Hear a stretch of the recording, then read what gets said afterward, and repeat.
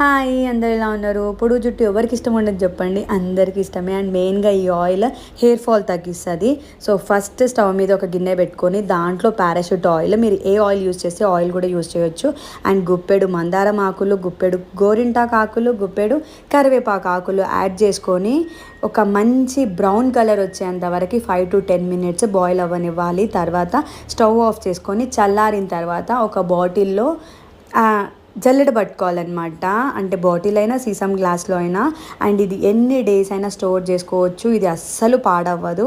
And చాలామంది hair oil అంటే hair మీద పైన పైన పెట్టుకుంటారు, రూట్స్ వరకు అప్లై చేయరు.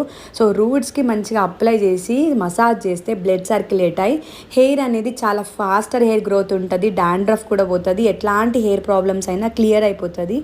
అండ్ మనం అప్లై చేసిన తర్వాత ఎంబడే కోమ్ చేయొద్దు, 2 hours తర్వాత హెయిర్ వాష్ చేసుకుంటే చాలా మంచి రిజల్ట్ ఉంటుంది.